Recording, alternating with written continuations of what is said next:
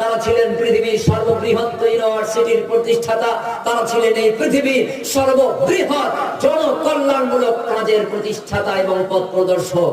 আজকে যেই দিন থেকে মুসলিম উম্মাহ তারা এই পথ ছেড়ে দিয়েছে, কলম ফেলে দিয়েছে, বই পুস্তক ছেড়ে দিয়েছে, তারা যখন হাতে পাথর এবং ইট তুলে নিয়েছে আর ব্যানারের কোনা ধরে বিভিন্ন পার্টির সামনের সারিতে দাঁড়িয়ে মিছিলের নামে পাথর ছোড়া শুরু করেছে। পাথর ছোড়া হয় এক দলের সামনের থেকে, অপর মিছিলের সামনের কাতারে যারা আছে তাদের মাথা ফাটে, তাদের চামড়া কাটে, তাদের রক্ত ঝরে, কেস করা হয়, কেস অপরের নামে দেওয়া হয়, বাদী মুসলিম নামে, বিবাদী মুসলিম নামে, পাথর ছড়ে সেও নামে মুসলিম, পাথর যার গায়ে লাগে সেও নামে মুসলিম। এভাবে করে আমরা আজকে জর্জরিত হয়ে গেছি, অন্যের ঘুঁটি হিসেবে আমরা ব্যবহৃত হচ্ছি।